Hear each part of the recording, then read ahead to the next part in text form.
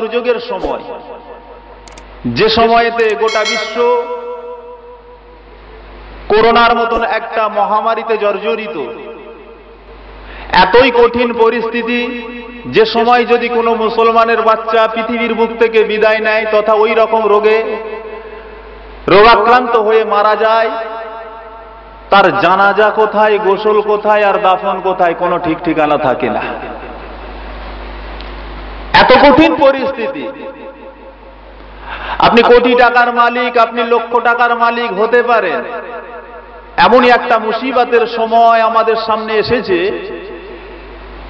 যে ওই রোগে রোগাক্রান্ত হয়ে যদি কোনো ব্যক্তি মারা যায়, এমনও নজরে দেখলাম যার দৈনন্দিন লক্ষ লক্ষ টাকা ইনকাম করে, মারা যাবার পরে তার লাশকে পর্যন্ত কোথায় দাফন করলো, কোথায় কি করলো হদিস মেলে না। আবার আমডাঙ্গা এলাকাবাসী, গ্রামবাসী ভাইদের কাছে বলি, আল্লাহ শুকর আদায় করেন যে আল্লাহ পাক এখনো পর্যন্ত আপনাদেরকে সতেজ রেখেছেন, আমাদেরকে সতেজ রেখেছেন, সুস্থ রেখেছেন। যে আওলাদে রাসূল সাল্লাল্লাহু আলাইহি ওয়াসাল্লামের স্মরণে আজকের দিনে আমাদের মাঝে একটা এত সুন্দর ব্যবস্থা গুনাহ মাফের মজলিসকে উপহার দিয়েছে। সুতরাং আমরা বড়ই সৌভাগ্যবান। এতটা সত্ত্বেও যদি এই সমস্ত মাহফিলগুলোর গুরুত্ব না দিতে শিখলাম, তাহলে মনে রাখতেই হবে যে পৃথিবীতে অবশ্যই আমরা হলাম হতভাগা। ভাই, আল্লাহ সকলকে সুযোগ সব সময় দেয় না। বুদ্ধিমান বান্দা হলো তারা যারা আল্লাহর পাওয়া সুযোগটাকে কাজে লাগাতে পারে। যেহেতু সুযোগ দিয়েছে, ওই সুযোগটাকে যারা কাজে লাগাতে পারে অবশ্যই তারাই হলো বুদ্ধিমান, তারাই হলো সফলকাম। সুতরাং সমস্ত ভাইদেরকে বলবো, আল্লাহ যেহেতু আমাদের এত বড় সুযোগ করে দিয়েছেন, যে মহান মালিক দয়াময় মাহবুদ আমাদেরকে এত বড় সুযোগ করে দিয়েছেন, আমাদের প্রতি রাজি এবং খুশি হয়েছেন, তাই আসুন সকলে সম্মিলিত কণ্ঠে সর্বপ্রথম সেই মহান মালিকের দরবারে কৃতজ্ঞতা প্রকাশার্থে একটু শুকরিয়া আদায় করি। সকলে সমস্বরে উচ্চ আওয়াজ দিয়ে একটু কালেমাতুশ শুকর আদায় করেন, বলেন আলহামদুলিল্লাহ। আল্লাহর উপরে রাগ টাগ আপনাদের আছে না কি বলেন তো? বৃষ্টি তো আল্লাহ করে, আপনার জলসায়, আপনার এখানে জলসায় বৃষ্টি হবে না এরকম রেকর্ড খুব কমই ছিল। গত বছরে মনে হচ্ছে হয়নি, তাই না? হ্যাঁ, তা না হলে শুরু থেকেই তো বৃষ্টি আল্লাহর রহমত প্রতি বছরেই আছে। এই বছরেও আল্লাহ দিয়েছে, এতে রাগের কি আছে বলেন তো? আল্লাহ আমাদেরকে ভালোবাসেন তো, তাই আমাদের মাঝে বৃষ্টি দিয়ে আল্লাহ রহমত নাজিল করেন, তাই তো নাকি গো? জি, এটাই আমাদের কাছে রহমত। সুতরাং রাগের কিছু নাই। এতগুলো মানুষ বসে আছেন এই জায়গায়, সব তরু তাজা একেবারে নওজোয়ান টাটকা মানুষ। লকডাউনে বসে বসে মনে হয় সবার ইঞ্জিনগুলো ডাউন হয়ে গেছে, তাই কি? তাও তো নয়, মাশাআল্লাহ। এই সবে সন্ধ্যা শুরু, 9:15 হয়েছে, এখন রাত্রি অনেক বাকি, সময় অনেকটা আপনাদের কাছে অতিবাহিত করতে হবে। সুতরাং এখন থেকে একেবারে সেই ক্ষুধার্ত সিংহের মতন গর্জন যেরকম থাকে, ওই রকম গর্জন আমাদের মনের ভেতরে থাকবে, তাই নয়? স্পিড তো এখন ওই রকম থাকা উচিত। কেউ কার্পণ্য করব না, রাতের নিস্তব্ধতাকে ভঙ্গ করে ক্ষুধার্ত সিংহের মতন গর্জন করে উচ্চ আওয়াজ দিয়ে কালিমাতুশ শুকর আদায় করেন। সকলে বলেন আলহামদুলিল্লাহ, জোরে বলেন আলহামদুলিল্লাহ। নারে তাকবীর, নারে তাকবীর। সিলসিলায়ে হক ফুরফুরা শোরি, সিলসিলায়ে হক ফুরফুরা শোরি, সিলসিলায়ে মুজাদ্দিদ জামান, সিলসিলায়ে মুজাদ্দিদ জামান। নারে তাকবীর, নারে তাকবীর। আলহামদুলিল্লাহ। সাথে সাথে লক্ষ কোটি দরুদের নজরানা, যার বদৌলতে আমরা মুসলমান, আমাদের কিসমতটাকে এত বড় করলেন যে আল্লাহ আমাদেরকে উম্মতে মুহাম্মাদি হবার মতন সৌভাগ্য এনায়েত করেছেন। জানার শানে আমার আল্লাহ পাক স্বয়ং নিজে জানিয়েছেন, লাউলাকা লামা খালাকতুল আফলাক, নবী গো যদি আপনাকে না বানাতাম আমি আল্লাহ কায়নাত কিছুই সৃষ্টি করতাম না। এমনকি আমার দয়ার জান্নাত আমি আল্লাহ পাক ওই জান্নাতকেও বানাতাম না যদি আপনাকে না বানাতাম। জোরে বলুন, জোরে হবে না? যার ওসিলায় আল্লাহ পাক দয়ার জান্নাতকে পর্যন্ত সৃষ্টি করেছেন সেই আমিনার লাল, মদিনার দুলাল, সরকারে দো আলম সৈয়দুল মুরসালিন রাহমাতুল লিল আলামিনের প্রতি গুনাহগার উম্মত উম্মতিদের তরফ থেকে কোটি কোটি দরুদের নজরানা। সকলে আরো একবার বলুন সাল্লাল্লাহু আলাইহি ওয়াসাল্লাম। আমার ভাইজানেরা, ওয়াজ নসিহত আল্লাহ কারে জীবনে অনেক শুনেছেন, আল্লাহ রাজি থাকে তো মরণ পর্যন্ত শুনে যাবেন।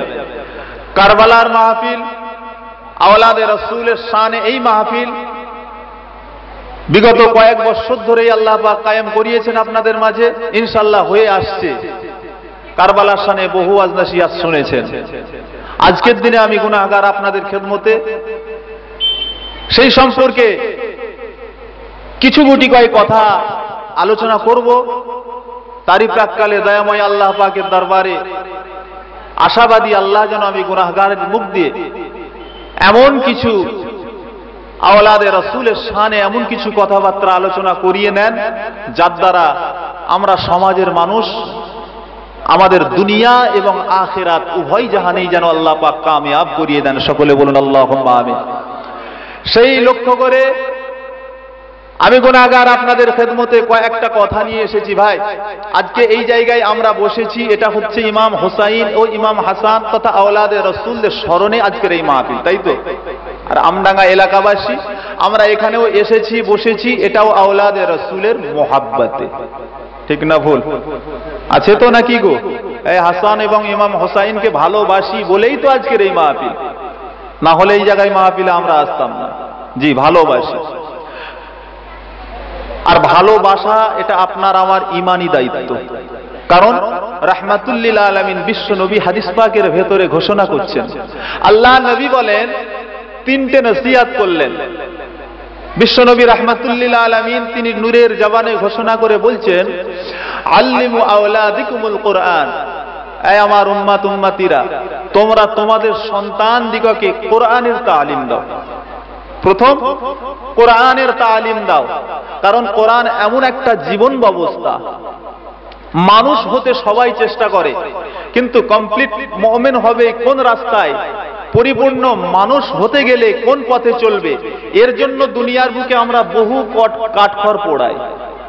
কত মানুষ ডাক্তারি পড়াচ্ছে, এমএ বিএ গ্র্যাজুয়েশন কমপ্লিট করিয়ে দিচ্ছে, এমফিল কমপ্লিট করাচ্ছে, ইঞ্জিনিয়ার কমপ্লিট করাচ্ছে, ডাক্তারি কমপ্লিট করছে, সব কিছু সায়েন্স, মেডিকেল সায়েন্স সব কমপ্লিট করিয়ে নেওয়ার পরে দেখা যাচ্ছে সেই ছেলেটি বাড়িতে বসে আছে, বাড়িতে বসে বসে শুধু মাথা চাপড়ায় আর বলে, হায় রে, এমন একটা সন্তান তৈরি করলাম যে মানুষের মতন মানুষ করতে পারলাম না।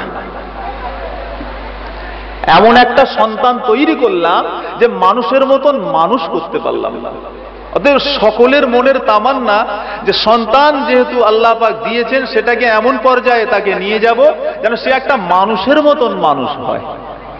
ভাই, মানুষের মতন মানুষ হতে গেলে যে কিভাবে কোন পর্যায়ে জীবন ব্যবস্থা গড়া দরকার, সেটা আমরা যে রাস্তায় হাঁটি, আমার মনে হয় সেই সিদ্ধান্তটাই ভুল। সিদ্ধান্ত দিয়েছেন স্বয়ং রব্বুল আলামিন আল্লাহ পাক। তিনি তিনার হাবিব বিশ্ব নবী রাহমাতুল লিল আলামিনকে জানিয়ে দিলেন, হাবিব, আপনি উম্মত উম্মতিদেরকে বলুন, তারা যদি মানুষের মতন মানুষ হতে যায়, তারা যেন কোরআন তালিম নেয়, কোরআন শিক্ষা করে। কারণ এটা এমন একটা কিতাব যে কিতাব তাকে মানুষের মতন মানুষ গড়তে সাহায্য করে। Is a complete moment, complete man matter. একটা পরিপূর্ণ মানুষ তৈরির কারখানা যদি থাকতে হয়, ওই কোরআনের ভেতরেই তালিম রয়েছে। কিন্তু আজকে আমরা উদাস হয়ে গেছি, তার প্রতি আমাদের জ্ঞান নাই। দ্বিতীয় নম্বর, রাহমাতুল লিল আলামিন জানালেন যে শোনো, তারপরে পরেই তোমাদেরকে বলছি, ওয়া মুহাব্বতি, তোমার সন্তানদেরকে প্রথমে কোরআনের তালিম দাও, তারপরে পরে আমি রাসূলুল্লাহ আমার মুহাব্বতের তালিম দাও, আমার ভালোবাসার তালিম দাও। রাসূলুল্লাহর ভালোবাসা এটা হচ্ছে আমাদের ঈমানি দায়িত্ব। যেই ব্যক্তির অন্তরে নবীর ভালোবাসা নাই, ওই ব্যক্তিটার ঈমান নাই। কথা বুঝতে পাচ্ছেন? কারণ আল্লাহ নবী বিশ্ব নবী অপর এক হাদিস পাকের ভেতরে ঘোষণা করছেন, লা ইউমিনু আহাদুকুম হাত্তা আকুনা আহাব্বা ইলাই মিন ওয়ালিদিহি ওয়া ওয়ালাদিহি ওয়ান নাস আজমাইন। বান্দা, তুমি তোমার পিতা মাতা সন্তান সন্ততি যা কিছু আছে স্থাবর অস্থাবর সবার থেকে অধিক ভালোবাসা যতক্ষণ না বিশ্ব নবীকে বাঁচতে পারলে ততক্ষণ পর্যন্ত তুমি কমপ্লিট মুমিন হতে পারবে না। কথা বুঝতে পারলেন? পরিপূর্ণ মুমিন হতে গেলে যে শর্ত, তার প্রথম শর্তটাই হচ্ছে রাসূল পাক সাল্লাল্লাহু আলাইহি ওয়াসাল্লামের ভালোবাসা। 3 নম্বর আল্লাহ নবী জানিয়ে দিলেন, বাবা শোনো, তৃতীয় নম্বরে আমি বলছি, প্রথম নম্বর তোমরা তালিম দাও কোরআনের, দ্বিতীয় নম্বর মুহাব্বতি, আমার মুহাব্বত, তৃতীয় নম্বর ওয়া মুহাব্বাতা আহলি বাইতি, 3 নম্বরে রাসূল বলছেন আমার পরিবার পরিজনদের ভালোবাসা, এটা ট্রেনিং দাও তোমাদের সন্তানদের। দেখেন আজকের দিনে আওলাদে রাসূল ইমাম হোসাইনের মুহাব্বত এবং ভালোবাসা তাই আজকে এই জায়গায় টেনে এনেছে। ঠিক না ভুল বলছি? আছে বলেই এত দূর নিয়ে এসেছে ভাই। তবে ভালোবাসাটা কোন পর্যায়ে হলে সেটা আমাদের জন্য দামি হবে, আমাদের জন্য কামিয়াব হবে, আমি সেই নিয়ে কিছু আলোচনা করব। তারপরে পরে ইনশাআল্লাহ কারবালা পর্যন্ত আল্লাহ যত দূর নিয়ে যাবে যাব। কোন ভালোবাসার কথা আল্লাহ নবী জানালেন, কি রূপে ভালোবাসলে রাসূল খুশি হবে, কি রূপে ভালোবাসলে আল্লাহকে পাওয়া যাবে, ওই ভালোবাসার তরতিবটা কি আছে, রাস্তাটা কি আছে আগে একটুখানি জানি। নতুবা হযরতে ইমাম হোসাইনের প্রতি এজিদের দ্বন্দ্বটা কি নিয়েছিল ভাই? এজিদের দ্বন্দ্ব কি নিয়েছিল? ইমাম হোসাইন হুজুর আমার কি গদির লোভ ছিল? কিচ্ছু দরকার ছিল না, হ্যাঁ কোনো কিছুর প্রয়োজন ছিল না। তিনি গদির লোভ লালসা করেন নাই, কারণ বাল্যকাল থেকেই ছোট্টবেলা থেকেই ইমাম হাসান ও হোসাইনকে এমন এলেম দিয়ে তিনার নানাজান কন্ট্রোল করে বড় করে দিয়েছেন। ছোট্টবেলা থেকে সেই কলিজার টুকরা ইমাম হাসান ও ইমাম হোসাইন রাদিয়াল্লাহু তাআলা আনহুমা, তারা যদি 1 দিন 2 দিন 3 দিন অনাহার অবস্থায় থেকে যায়, তথাপি তারা আল্লাহ ভোলা হয়ে যায় না। ইতিহাস সাক্ষী দিয়েছে আল্লাহ ভোলা তারা হয় না। অতএব যদি অর্থ সম্পদের লোভ লালসা থাকতো তাহলে তো ইমাম হোসাইন কারবালা পর্যন্ত পৌঁছাতো না, আগেই বসে যেতেন। কিসের লোভ, কিসের ট্যাসেল? আরে ইয়াজিদ কোন দিক থেকে আমার ইমাম হোসাইনের সমতুল্য হতে পারবে? আপনি কোন একটা অ্যাঙ্গেল থেকে বলেন যে হ্যাঁ এই দিক থেকে ইয়াজিদ আমার ইমাম হোসাইনকে পার করেছে। পরিশেষ এট লাস্ট আপনি যদি দেখাতে পারেন যে কারবালার ময়দানের যুদ্ধ খোদার কসমতে ইয়াজিদের জয় হয় না, ওটাও আমার ইমাম হোসাইনেরই জয় হয়েছে। ঠিক না ভুল? আমার ইমাম হোসাইনেরই জয় হয়েছে, ওটা ইয়াজিদের জয় নয়। কোন পর্যায়ে নিয়ে গেলে আপনি ইয়াজিদকে বলতে পারবেন? কিসের দিক থেকে? নাম সম্মান খ্যাতি ইজ্জতের দিক থেকে ইয়াজিদ বড়? আমার ইমাম হোসাইনের কাছে কোন অঙ্গ দিক দিয়ে তার তুলনা করা যেতে পারে না, কোন দিক থেকে তুলনা করা যাবে না। আপনি যদি পিতামাতা গার্জেনের দিক থেকে দেখেন, ইয়াজিদ আমি মানি আমিরে মুআবিয়া রাদিয়াল্লাহু তাআলা আনহুর পুত্র, একজন আসহাবে রাসূল ছিলেন, ঠিকই আছে। তবে আমার ইমাম হোসাইনের কাছে কি তুলনা করা যাবে? ইমাম হোসাইনের পরিচয়টা কোথায়? তিনার আব্বাজানের নাম কি ছিল ভাই? এটা বলেন না। হযরতে ইমাম হোসাইন হুজুরের আব্বাজানের নাম কি? কি অবস্থা! হযরতে আলী কাররামুল্লাহু ওয়াজহাহু, তিনি কে ছিলেন? তিনার পরিচয়টা কি জানার শানে বিশ্বনবী রাহমাতুল্লিল আলামিন তিনি নূরের জবানে ঘোষণা করছেন, আনা দারুল হিকমা ওয়া আলিয়ুন বাবুহা, আমি হচ্ছি জ্ঞানের ভান্ডার, আর সেই ভান্ডারের দরওয়াজা আল্লাহ আমার আলীকে বানিয়ে দিয়েছেন। জোরে বলো মুসলমান ভাইয়েরা, ও সোনামানি গণেরা, কোন হযরতে আলী কথা আজকে আমাকে শোনাতে বসেছি, যে হযরতে আলী রাদিয়াল্লাহু তাআলা আনহু, যিনি কিনা হযরতে ইমাম হাসান ও হযরতে ইমাম হুসাইন রাদিয়াল্লাহু তাআলা আনহুমার আব্বাজান ছিলেন। ও সোনামানি গণেরা, সেই হযরতে আলী রাদিয়াল্লাহু তাআলা আনহু হুজুরের জন্মের ইতিহাস খানা পড়ে পড়ে দেখতে পেলাম আল্লাহ নবী সাহাবা হযরতে আলী রাদিয়াল্লাহু তাআলা আনহু হুজুর আমার যখন জন্ম নিয়েছিলেন, কোন জায়গায় জন্ম নিয়েছিলেন বাবা? আজকের দিনে আপনার কাছে জানাই, আপনি মুসলমান, আপনার বাড়িতে গিয়ে যখন নামাজ আদায় করেন, ওই নামাজের সিজদাটা যখন আল্লাহু আকবার বলে আপনি আল্লাহর সামনে মাথাটা নত করে দেন, ওই সময় আপনার একটা সিজদার বিনিময়ে আল্লাহ আপনাকে একটাই সওয়াব দেন, নেকি দেন। ও মুসলমান ভাইজানেরা, আপনার এলাকার মসজিদে গিয়ে যখন আপনি আল্লাহু আকবার বলে নিজে সিজদায় মাথাটা নত করে দেন, একটা সিজদার বিনিময়ে আল্লাহ পাক আপনাকে একখানা সওয়াবি দিয়ে দেন। তবে ও মুসলমান, আপনার ওই সিজদাখানা আপনার এলাকার মসজিদ ছেড়ে গিয়ে যদি আল্লাহ পাকের খানায় কাবা শরীফের সামনে দাঁড়িয়ে, বাইতুল্লাহ শরীফের সামনে দাঁড়িয়ে যদি ওই সিজদাটা, একটা সিজদা যদি আল্লাহকে দিতে পারেন, এইখানে পড়লে একটা নেকি পান, এই জায়গায় পড়লে আপনি একটা সওয়াব পাবেন। আর ওই সিজদাটা যদি আল্লাহর খানায় কাবার সামনে দিতে পারেন, ও ভাইজান, একটা সিজদার বিনিময়ে 1 লক্ষ রাকাত সিজদার সওয়াব পাওয়া যায়। কোথায়? আপনি এখানে পড়লে একটা সিজদার বিনিময়ে একটা, আর কাবা শরীফে গিয়ে ওই সিজদা দেবেন, বিনিময়ে 1 লক্ষ সিজদার সওয়াব। তাহলে বরকতের দিক থেকে কাবা শরীফের মর্যাদা বুঝতে পাচ্ছেন কি? কত মর্যাদা বুঝতে পাচ্ছেন বাইতুল্লাহ শরীফে? আল্লাহ পাক খানায় কাবা, বাইতুল্লাহ শরীফটাকে এত বড় নিয়ামতের জায়গা করেছেন। যদি কোনো আল্লাহ পাকের গোলাম, আল্লাহ পাকের বান্দা বাইতুল্লাহ শরীফের কাছে কয়েকটা জায়গা রয়েছে যেখানে গিয়ে আমার মাবুদের কাছে যদি দুটো হাত তুলে দোয়া চাইতে পারে, আল্লাহ নবী বলেন ওই বান্দাটার হাত তোলাকে আল্লাহ ফিরিয়ে দেন না, আল্লাহ কবুল করে নেন। জোরে বলুন, জোরে বলবেন না? মন চাই না একবার যাই? মনের বড় তামান্না ওয়াজের মাহফিলে ঘুরি, মনের বড় তামান্না আল্লাহর ওলিদের দরবারে ঘুরি।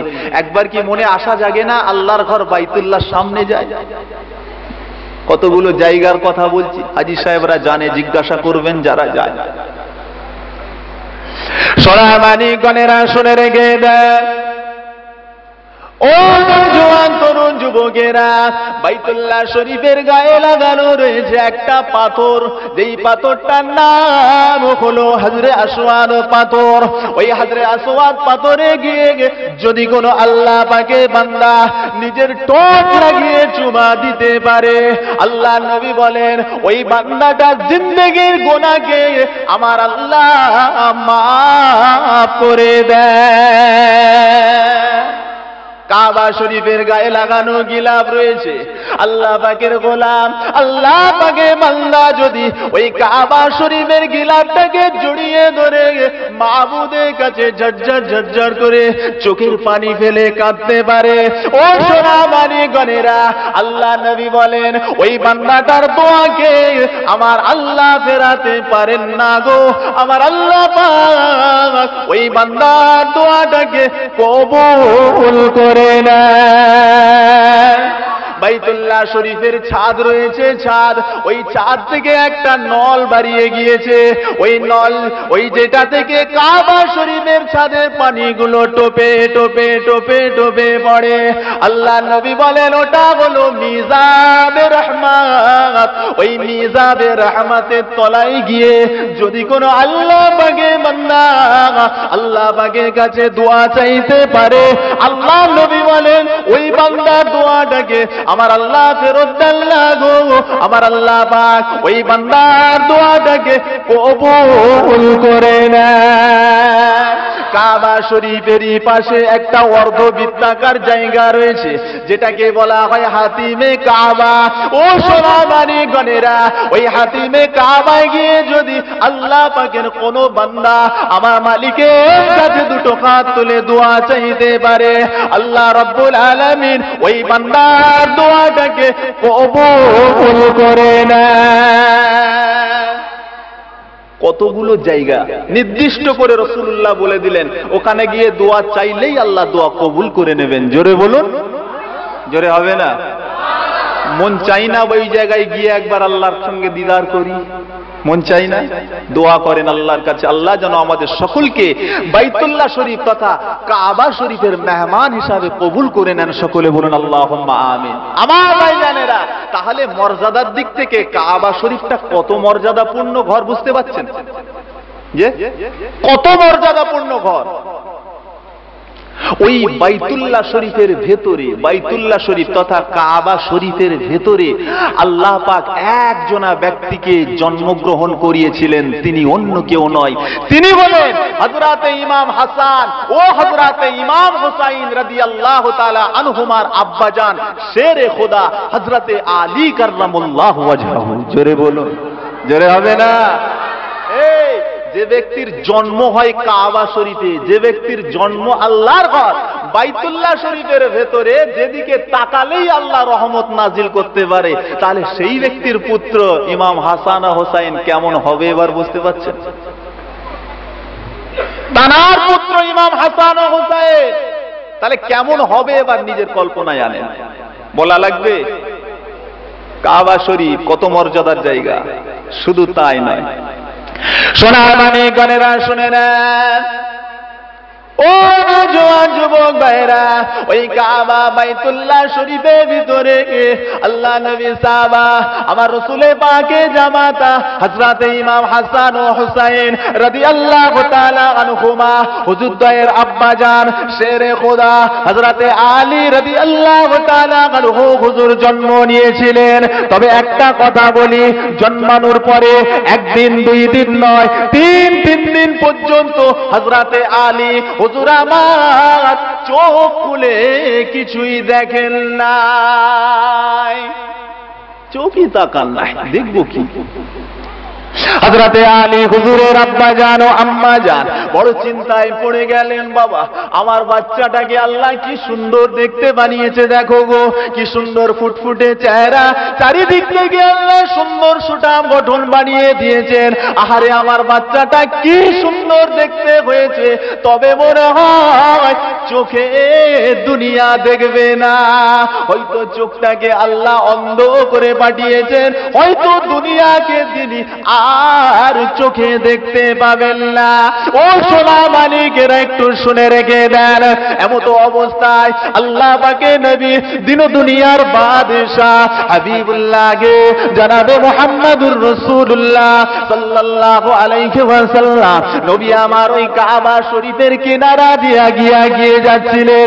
আল্লাহ নবী যখন ওই বাইতুল্লাহ শরীফের পাশ দিয়ে ঘেটে যাচ্ছিলেন, আমার রাসূল পাকের চাচা আলী হযরতে আলী হুজুরের আব্বা জান ওই সময় ডাক দিলেন, ও মুহাম্মদ, বাবা মুহাম্মদ, ও বাবা মুহাম্মদ একটু এদিকে এসো বাবা, আল্লাহ পাক তোমার একটা ভাই দিয়েছে ভাই, আল্লাহ তোমার একটা ভাই দিয়েছে ভাই। ও সোনা মানিকগণেরা, ওই সময়তে লক্ষ্য করে দেখা যায় আল্লাহ নবী দিন দুনিয়ার বাদশাহ হাবিবুল্লাহকে জনাবে মুহাম্মদুর রাসূলুল্লাহ সাল্লাল্লাহু আলাইহি ওয়াসাল্লাম নবী আমার একেবারে বাল্যবেলায় ওই সময় ছুটে গিয়ে বলেছিলেন, চাচা যান, ও চাচা যান, ও চাচি যান, কই আমার ভাই, কই আমার ভাইকে আমাকে একটু দেখান, আমার ভাই কোথা, আমি আমার ভাইকে একটু দেখতে চাই, আমি আমার ভাইয়ের সুন্দর চেহারা খানা দেখব।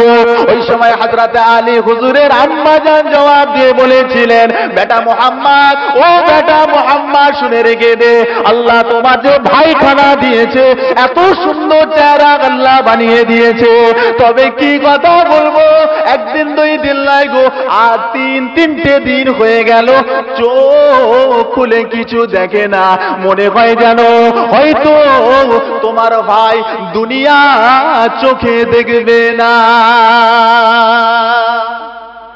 দেখো আল্লাহ কি সুন্দর করে বানিয়েছে, 3 দিন হয়ে গেল এখনো পর্যন্ত চোখ তুলে তাকায় না, মনে হয় হয়তো তোমার ভাই আর দুনিয়া দেখতে পাবে না।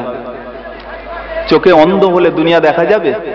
সবার মনের তামান্না যে হয়তো হযরতে আলী আর দুনিয়ার নজর দিয়ে দেখবেন না, চোখে অন্ধই হয়ে গেছে। আমার মুসলমান ভাইয়ানেরা, ও ও আমনামা গ্রামের এলাকাবাসীরা শুনে রেখে দেন, আল্লাহ পাকের নবী, আমার আপনার নবী, দিন ও দুনিয়ার বাদশাহ হাবিবুল্লাহ জনাবে মুহাম্মদুর রাসূলুল্লাহ সাল্লাল্লাহু আলাইহি ওয়াসাল্লাম ওই সময় ছুটে গিয়ে বলেছিলেন, চাচি যান, ও চাচি যান, ও চাচি যান, কই আমার ভাই কই, আমার ভাইকে আমার কোলে একটুখানি দেন, আমার ভাইকে একবার আমার কোলে দেন। ওই সময়তে হযরতে আলী রাদিয়াল্লাহু তাআলা আনহুকে দিন ও দুনিয়ার বাদশাহ রাহমাতুল লিল আলামিনের কোলে যখন উঠিয়ে দেওয়া হয়েছিল, খোদার কসম করে বলি কিতাবের মধ্যে পাওয়া যায় ওই সময়তে হযরতে আলী আল্লাহ পাকের নবী দিন ও দুনিয়ার বাদশাহ হাবিবুল্লাহ নুরানি চেহারার দিকে জীবনের সর্বপ্রথম চোখ খুলে তাকিয়েছে। জীবনে নজর তুলে তাকিয়েছে সর্বপ্রথম, সেটাই হলো রাহমাতুল লিল আলামিনের নজর। কথা বোঝেন না? জিনার জীবনের প্রথম দৃষ্টিটা হচ্ছে কোথায়? বিশ্ব নবী। আচ্ছা, এবারে আপনাকে বলি, কাবা শরীফের কত মাকাম বলেন তো? এই কাবা শরীফের মর্যাদা তাহলে কত? যেখানে এক রেকাত সেজদা করলে 1000 রেকাত সেজদার সওয়াব পাওয়া যায়। এর থেকেও বেশি মর্যাদাপূর্ণ সওয়াবের জায়গা দুনিয়ায় আর আছে? কথা বলেন, আছে? হ্যাঁ, কিছু সংখ্যক ইমান চোর আছে, ইমান চোর। তারা এখন বলে ফেলে যে কাবা, মানে তারা এখন কথাই কথাই বলে, চিল্লাই গিয়ে যদি নামাজ আদায় করতে পারে এক রেকাত নামাজের বিনিময়ে 1 লক্ষ রেকাত সওয়াব পাবে। নাউজুবিল্লাহ। নিজেদেরকে কাবার থেকেও আরো উপরে তুলে দেয়। কাবা শরীফের পরে পরে আল্লাহ সওয়াব দিয়েছেন বাইতুল মুকাদ্দাস, ওখানে গিয়ে নামাজ আদায় করলে 1 রেকাত নামাজের বিনিময়ে 50,000 রেকাতের সওয়াব পাওয়া যায়। আর তৃতীয় নম্বরে আল্লাহ নবী বললেন মসজিদি তথা মসজিদুল নববী শরীফ, যেখানে গিয়ে 1 রেকাত নামাজ আদায় করলে কোন হাদিস পাকে এসেছে 10,000, আবার কোন হাদিস পাকে এসেছে 50,000 রাকাত নামাজের সওয়াব পাওয়া যায়। আর এই ঈমান চোরগুলো কোথা থেকে ফতোয়া পেয়েছে আমি বুঝতে পারি না। কথা বলেন না? কোথা থেকে টেনে নিয়ে এসে সমাজের সাধারণ মুরব্বী মানুষগুলোকে গোমরা করা ছাড়ার কোনো লাইন নেই। খবরদার, এর থেকে মর্যাদাপূর্ণ জায়গা পৃথিবীতে আর নাই। আল্লাহ নবী বলেছিলেন, বাবা, যে কাবা বাইতুল্লাহ শরীফের সামনে একটা জায়গা রয়েছে যেটাকে মাকামে ইব্রাহিম বলা হয়। হযরতে ইব্রাহিম পয়গম্বর আলাইহিস সালাম যেটার উপরে দাঁড়িয়ে দাঁড়িয়ে কাবা শরীফ নির্মাণ করেছিলেন। দোয়া কবুলিয়াতের জায়গা আছে, যান আপনি দোয়া চাইলেই আল্লাহ কবুল করবেন। অতএব এত মর্যাদাপূর্ণ ঘর কাবা বাইতুল্লাহ শরীফ, ওই বাইতুল্লাহ শরীফের ভেতরে জন্মগ্রহণ করেও কাবার দিকে তাকায় না কেন? কাবা শরীফের ভেতরে জন্মগ্রহণ করেছেন, চোখ তুললে তো কাবা দেখবেন। যে কাবার দিকে যদি কোনো আল্লাহর বান্দা এমনি করে তাকিয়ে থাকে, দেখা তাওয়াফ তো দূরের কথা, শুধু যদি নজর দিয়ে তাকায়, আল্লাহ পাক তার নজরের বিনিময়ে রহমত নাজিল করে। শুধু চোখ দিয়ে তাকিয়ে তাকিয়ে দেখবে, এতেই সওয়াব পাওয়া যায়। তাহলে সেই কাবা শরীফের ভেতরে জন্মেও তিনি কাবা দেখছেন না। মুসলমান খোপড়ি যদি থাকে, শিক্ষা নেন এখান থেকে। ও সোনা মানে গলেরা, ও যুবক ভাইরা শুনে রেখে দেন, আল্লাহ পাকের নবী দিন ও দুনিয়ার বাদশাহ হাবিবুল্লাহকে জনাবে মুহাম্মদুর রাসূলুল্লাহকে আল্লাহ পাক কি মাকাম দিয়েছিলেন। হযরতে আলী হুজুরের মনের আশা, তিনার মনের তামান্না এটাই ছিল, আহারে আমি আলী চোখ খুললে তো আল্লাহর ঘর কাবা দেখবো, আমি চোখ খুললে নিজের বাপ মা দেখবো, আমি চোখ খুললে আল্লাহর ঘর খানায় কাবা দেখবো। কিন্তু আমি আলী তো সেই আলী নয়, আমি কাবা দেখবো না। কেননা আমার সন্তান হবে হযরতে ইমাম হাসান ও হযরতে ইমাম হুসাইন। আমি আলী তো ওই জিনিসটা দেখবো না, দেখবো না, দেখবো না। আমি আলী, আমি চোখ তুলে সর্বপ্রথম যদি দেখতে হয়, এ কাবা তো দূরের কথা, আমি আলী এই কাবাকে দেখতে চাই। জোরে হবে না? জোরে বলুন না সুবহানাল্লাহ। নারে দিবেন। আমি দেখবো তো চোখ তুলে কাবা, কাবাকে দেখবো। কাবা তো দূর কি বাত, কাবা তো দূর কি বাত, কাবার ও কাবা যিনি সর্বপ্রথম নজরে আমি তাকে দেখব। তাহলে এবারে ভাবেন, তাহলে সেই হযরতে আলীর মাকামটা কি হবে? তাহলে বাপের দিক থেকে কোন অংশে হযরতে ইমাম হুসাইন কম নয়। ইয়েজিদ কোন দিক থেকে ঢুকবে? ও পাবে না। মায়ের দিক থেকে গেলে আছে যিনার আম্মাজান ছিলেন খাতুনে জান্নাত, আল্লাহ নবী বিশ্ব নবী বললেন আমার বেটি ফাতেমা জান্নাতি যুবতীদের সরদারিনী হবেন। জোরে বলুন, সাইয়্যিদাতু নিসাই আহলিল জান্নাহ, জান্নাতি যুবতীদের সরদারিনী হবেন আমার বেটি ফাতেমা। মাকামটা কোথায়? মুসলমান জানেন হযরতে ফাতেমা কার ভালোবাসায় বসেছেন, কেন ভালোবাসবেন, শিক্ষা নেন। কোন ফাতেমা? সোনা মানিকেরা শুনে রেখে দেন, ও নওজোয়ান যুবক ভাইরা, কোন হযরতে ফাতেমার কথা আজকে শোনাবো আপনাদের কাছে।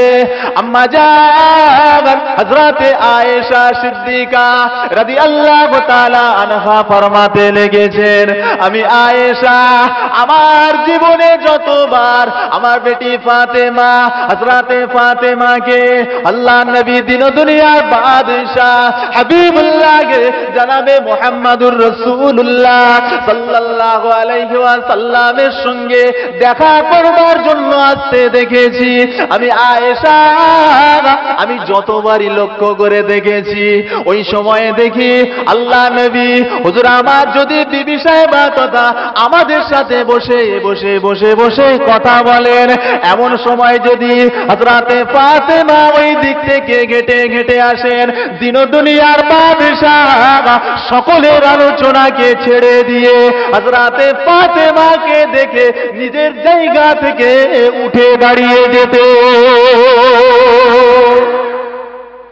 যখনই দেখতে পেতেন আহারে আমার বেটি আসছে, সঙ্গে সঙ্গে জায়গা থেকে উঠে দাঁড়িয়ে যেতে। শুধু দাঁড়াতেন না, পরপরই জবাব দিতেন। আম্মাজান বলেন সঙ্গে সঙ্গে জবাব দিয়ে বলতেন ফিদাকে উম্মি ওয়া আবি, বেটি ফাতেমা তোমার পায়ের তলায় আমার বাপ মা কুরবান হয়ে যাক। জোরে বলুন না। এই মুহাম্মাদুর রাসূলুল্লাহ বলছে যে ফাতেমা তোমার কদম পাকের তলায়, তোমার পায়ের তলায় আমি মুহাম্মাদুর রাসূলুল্লাহ আমার মা বাপ কুরবান হয়ে যাক। এতটা সহজ কথা নয়, এতটা সহজ কথা নয় যে হযরতে ফাতেমা রাদিয়াল্লাহু তাআলা আনহার শানে আল্লাহ নবী অপর জায়গায় জানিয়ে দিয়েছেন, এই দুনিয়াওয়ালারা শুনে রেখে দাও, আল ফাতেমা তো মুদআতুম মিন্নি, আমার ফাতেমা হচ্ছে আমারই কলিজার টুকরা। জোরে বলুন না, জোরে বলবেন না, জোরে হবে না। কলিজার টুকরা, কলিজার টুকরা কাকে বলে আর কার কলিজার টুকরা শোনেন। আমার সোনা মানে গনেরা, ও যুবক ভাইরা শুনে রেখে দেন, কার কলিজার টুকরা কথা শোনাতে এসেছি আপনাদেরকে। আল্লাহ পাকে নবী দিন দুনিয়ার বাদশাহ হাবিবুল্লাহ জনাবে মুহাম্মাদুর রাসূলুল্লাহ সাল্লাল্লাহু আলাইহি ওয়াসাল্লাম নবী আমার রওজা মুবারকের ভেতরে যেই জায়গাটায় শুয়ে রয়েছেন বর্তমানে মুহাদ্দিসিন কেরামগণ ওই জায়গাটার বর্ণনা দিতে গিয়ে জানিয়ে দিয়েছেন, ও দুনিয়ার মানুষেরা শুনে রেখে দাও, আল্লাহ পাকে নবী দিন দুনিয়ার বাদশাহ হুজুর আমার যেই জায়গায় শুয়ে শুয়ে আরাম করেন ওই জায়গার মাটি তথা আমার রাসূলুল্লাহর মুবারক শরীরের সঙ্গে যেই মাটিটা লেগে রয়েছে ওই মাটিটার মূল্য আল্লাহর আরশের থেকেও বেশি। যে জায়গায় শুয়ে আছেন ওনার শরীরের সঙ্গে যেই মাটি টাচ হচ্ছে ওই মাটিটার মূল্য আল্লাহ পাকের আরশে আজিমের থেকেও বেশি। জোরে বলুন। কিছু হতভাগা কপাল ফাটা আছে যারা বলে আমিও যেমন নবীও তেমন। রসুলে পাকের সঙ্গে নিজেকে তুলনা করে, নাউজুবিল্লাহ মিন যালিক। নবী তো দূরের কথা, রসুলে পাকের শরীরের সঙ্গে লাগা মাটি, যেই মাটিটা আমার রসুলের মুবারক শরীরে লেগে আছে, মুহাদ্দিসিন কেরামগণ ব্যাখ্যা দিয়ে বলছেন ওই মাটির মূল্য কাবা তো দূরের কথা, আল্লাহর আরশের থেকেও বেশি। কথা বুঝে আসছে? তাহলে ওই মাটির মূল্য যদি আরশে আজিমের থেকেও বেশি হয়, তাহলে ওই ব্যক্তিটির শরীরের অংশ, শরীরের টুকরো, তাহলে তার মূল্য আপনি কি দিয়ে উদাহরণ দেবেন? উদাহরণের জায়গা আছে কিছু? কথা বুঝেন না? আমার শরীরে লেগে থাকা এটার যদি মূল্য এত হয়, তাহলে আমার মূল্যটা কত হতে পারে? এবারে বুঝে আসছে? সেই ইমাম হোসাইনের আম্মা জান ছিলেন হযরতে ফাতেমা, যার শানে রাসূল বললেন আল ফাতেমা তো মুদআতাম মিন্নি, আমার ফাতেমা এটা হলো আমারই কলিজার টুকরা। জোরে বলুন না, জোরে হবে না? জি, সেই হযরতে ফাতেমা মোহাব্বত করলে পাওয়া যাবে না, যাবে না? জোরে বলেন না, আরে জোরে বলবেন না। তেনাদের ভালোবাসলে পরে আল্লাহ পাওয়া যাবে কি যাবে না? বারহাত পাওয়া যাবে। ভালো যদি বাঁচতে হয় তিনাদের বাসুন। আরে তিনারা ছাড়া আছে কে? মুসলমানদের টার্গেট হলো আল্লাহর দয়ার জান্নাত, ঠিক না ভুল? তাই তো নাকি গো? মনের তামান্না আল্লাহ পাকের দয়ার জান্নাত সবার রয়েছে। আসুন আপনাকে একটুখানি বুঝিয়ে দিই, যাবেনটা তো যাবেন, জান্নাতে যাবেন, নবীকে ছেড়ে যাবেন কোথায়? হাদিস পাক আল্লাহ নবী জানিয়ে দিলেন যে আমি রাসূলুল্লাহ যতক্ষণ না জান্নাতে যাই ততক্ষণ পর্যন্ত অন্য নবীরা জান্নাতে যেতে পারবে না। জানেন তো? আদম নবী জান্নাতের গোড়ায় যাবে, দাঁড়িয়ে থাকবে, দরওয়াজায় নক করা হবে, এই দরওয়াজা খোলো। ভেতর থেকে দরওয়ান বলবেন কে আপনি? বলে আমি পয়গম্বর আদম আলাইহিস সালাম। বলে দরওয়াজা খোলো। বলে দরওয়াজা এখন খোলার অনুমতি নাই, অর্ডার নাই, যতক্ষণ না আখেরি জামানার নবী মুহাম্মদুর রাসূলুল্লাহ আসতে পারছেন। জোরে বলুন। বিশ্ব নবী জান্নাতে ঢুকবেন, তবেই জান্নাতের তালা খোলা হবে, নতুবা কেউ জান্নাতে যেতে পারবে না। জোরে বলুন। আর একটা খুশির সংবাদ শোনেন, সাথে সাথে করে আল্লাহ নবী বললেন অন্য নবীর উম্মতেরা ততক্ষণ জান্নাতে যাবে না যতক্ষণ না আমি মুহাম্মদুর রাসূলুল্লাহর উম্মত জান্নাতে ঢোকে। জোরে বলুন। সবার লাস্টে এসেছে মুহাম্মদুর রাসূলুল্লাহর উম্মত। কথা ঠিক না বলবো? আগে সব নবী শেষ, নবীদের জামানা শেষ, আর কোন নবী নাই। রাসূল বললেন আনা খাতামুন নবিয়্যিন লা নবিয়্যা বাদা, আমার পরে আর দুনিয়ায় কোন নবী আসবে না, সব শেষ। সবার লাস্টে আসছেন আর সবার পূর্বে যাচ্ছেন আল্লাহর দয়ার জান্নাতে। জোরে বলো। সেই আল্লাহর দয়ার জান্নাত রাহমাতুল লিল আলামিন ঢুকবেন তো তালা খোলা হলো। দ্বিতীয় নম্বর আল্লাহর নবী বললেন আল হাসান ওয়াল হুসাইন সাইয়্যিদুশ শাবাবি আহলিল জান্নাহ, আমার ইমাম হাসান ও আমার ইমাম হুসাইন এরা উভয় হচ্ছে জান্নাতে যুবকদের সরদার। জোরে বলুন। জোরে হবে না? এই আমি আপনাদের কাছে জানতে চাই, জান্নাতে যুবকদের সরদার ইমাম হাসান ও হুসাইন হবে, কাদের সরদার? তা আওয়াজ দেন না। যুবকদের সরদার। তাহলে নিশ্চয়ই জান্নাতে বুড়োদের সরদার আলাদা আলাদা হবে নাকি? আলাদা হবে। জান্নাতে কোনো বুড়োরাই যেতে পারবে না। আমি বলি না, রাসূলুল্লাহ বলছেন কোন বুড়োর জন্য জান্নাতের টিকিট নাই। আজ থেকে বয়স্ক মানুষরা মন খারাপ করে কি অবস্থা, তাহলে আমরা আর বেঁচে থেকে কি করব? করুণায় মুনায় চলে গেলে ভালো হতো নাকি? বিশ্ব নবীর দরবারে একটা সাহাবা যখন এটা শুনেছেন, সঙ্গে সঙ্গে গিয়ে আল্লাহ নবীকে বলছেন ইয়া রাসূলুল্লাহ ইয়া হাবিবাল্লাহ, ঝরঝর করে কাঁদছেন, আমার তো বয়স হয়ে গেছে, আমি তো বুড়ো হয়ে গেছি, আমি জান্নাতে যাব না। আল্লাহ নবী বললেন বাবা সাহাবা, একটু মজাক করে তোমাকে বলছিলাম, শোনো তুমি যখন জান্নাতে যাবে না একেবারে 16-17 বছরের যুবকদের মতন তরুতাজা টাটকা অবস্থায় জান্নাতে যাবে। জোরে বলো। তোমার চেহারা থেকে তখন নূর চমকাবে, 16-17 বছরের যুবক হয়ে তুমি জান্নাতে যাবে। তাহলে যুবকদের সরদার কে? হযরতে ইমাম হাসান ও হযরতে ইমাম হুসাইন রাদিয়াল্লাহু তাআলা আনহুমা। আসুন এবারে মহিলাদের দিকে, তারা কেন বাদ যাবে? রাসূল পাক সাল্লাল্লাহু আলাইহি ওয়াসাল্লাম বলছেন আমার বেটি ফাতেমা জানো কি একে? সাইয়্যিদাতুন নিসাই আহলিল জান্নাহ, যে মেয়েদের ভেতর থেকে জান্নাতি মহিলাদের সরদারিনী হবেন। জোরে বলুন।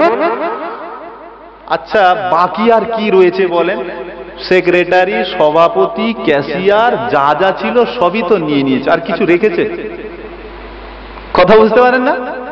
সবই তো নিয়ে নিয়েছে, আর বাকি রয়েছে কি? তাহলে তুমি ওনাদের সঙ্গে দুশ্মনী করে জান্নাতে যাবে কোন লজ্জায়? কাকে ধরে যাবে বলো? কাকে নিয়ে যাবে? যেতে পারবে? সুতরাং দামান যদি ধরতে হয় ধরে রাখুন আওলাদে রাসূলদের। জান্নাত আল্লাহ পাক আপনাদের উপরে ওয়াজিব করে দেবেন। মোহাব্বত, তবে মোহাব্বত করার মতন করতে হবে। কথা ঠিক না ভুল? মোহাব্বত মোহাব্বত মোহাব্বত, মুখে মোহাব্বত নয়। আমাদের অবস্থা দেখলে মনে হয় বছরে নবী দিবস আসলে পরে আহারে রাসূলুল্লাহর মোহাব্বতের কত দেওয়ানা, কত পাগল। এই 12ই রবিউল আউয়ালে রাস্তায় বেরোলেই দেখা যায় এত পাগল। এরা কোথায় ছিল এতদিন রে বাবা, এত পাগল? আর বাকি ওদেরকে দেখলে মনে হয় যে আমার নবী মনে হয় কোনো একটা দৈনিক নবী হয়ে পৃথিবীতে এসেছিলেন। এই আমার রাসূলুল্লাহ দৈনিক নবী ছিলেন? কোন একটা দিনের জন্য এসেছেন? তা তো নয়। আমার নবী দৈনিক নবী নন, আমার নবী সাপ্তাহিক নবী নন, আমার নবী মাসিক নবী নন, আমার নবী বাৎসরিক নবী নয়। আমার নবী বিশ্ব নবী রাহমাতুল লিল আলামিনের শানে আল্লাহ বলে দিলেন, ইন্নাকা লাআলা খুলুকিন আযীম। এই পৃথিবীর মানুষেরা আমার হাবিবকে তোমাদের জন্য উত্তম চারিত্রিক করে পাঠিয়েছি। সুতরাং তোমাদেরকে প্রতিটা মুহূর্তে আমার হাবিবকে ইত্তেবা করতে হবে, অনুসরণ করতে হবে। যদি করতে পারো তবেই তোমরা কামিয়াব। জোরে বলো। তাহলে শুধু 12ই রবিউল আউয়াল ইমাম হোসাইনের মোহাব্বত কেবলমাত্র এই মুহররম আসলেই মনে পড়ে যায়, এটা ইমাম হোসাইনের মোহাব্বত নয়। কথা ঠিক না ভুল? মোহাব্বত করতে গেলে ইমাম হোসাইনকে মোহাব্বত করতে হবে একেবারে জন্ম থেকে নিয়ে মৃত্যু পর্যন্ত। যেভাবে মোহাব্বত করলে ইমাম হোসাইন খুশি হবে, কারণ ইমাম হোসাইনকে খুশি করলে আল্লাহ নবী বিশ্ব নবী বলেন, মান আহাব্বাল আহলে বাইত ফাকাদ আহাব্বানি। যে আমার আহলে বাইতকে ভালোবাসলো সে আমি নবী আমাকে ভালোবাসলো। ওমান আহাব্বানি ফাকাদ আহাব্বাহুল্লাহ। যে আমাকে ভালোবাসবে সে আল্লাহকে ভালোবাসবে, এটা বলেন নাই। যে আমাকে ভালোবাসবে ঘুরিয়ে আল্লাহ তাকে ভালোবাসবে। জোরে বলুন না। ওমান আহাব্বাল্লাহ কানা মাইয়া ফিল জান্নাহ। আর যাকে আল্লাহ ভালোবাসবে সে আমি নবী মুহাম্মদুর রাসূলুল্লাহর সঙ্গেই জান্নাতে থাকবে। জোরে বলো। জোরে হবে না? জোরে বলবেন না? নারে তাকবীর। একবার দরুদ শরীফ আল্লাহুম্মা।